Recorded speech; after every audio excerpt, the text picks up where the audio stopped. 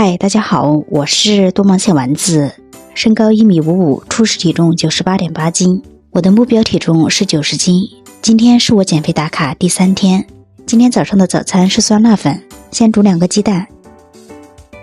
韭菜既是蔬菜，还能当调料，比起炒韭菜，我更喜欢这么吃。一小把韭菜我没称，大概60克左右，给它切得碎碎的，放入碗中，少放一点盐，放一点生抽，香醋稍微多来一点，再来1勺辣椒油，这就是我要吃的酸辣粉的调料。鸡蛋煮熟，放入我昨天晚上泡好的红薯粉，干粉是100克，调料碗兑一点汤，煮熟的红薯粉、鸡蛋捞入碗中。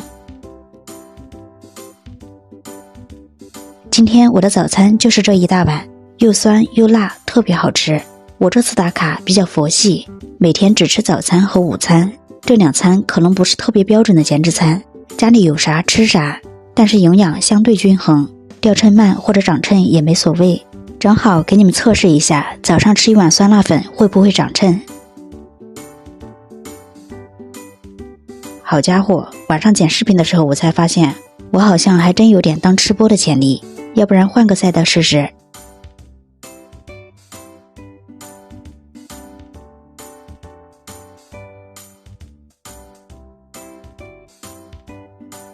早上吃饱饱，上班去啦，开始做午饭啦。今天中午的肉是虾，带壳是170克。做法很简单，放一点葱姜料酒煮熟就可以了。这次打卡吃的不精致，主打的就是一个简单。中午的主食是2个小土豆，这2个是160克，这是120克生菜。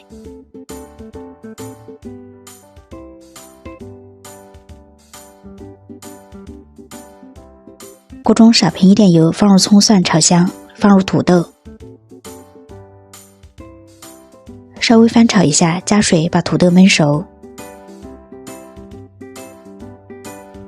放一点盐。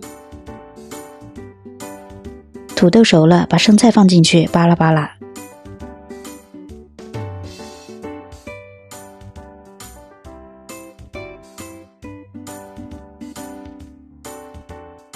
今天的午餐就是这样。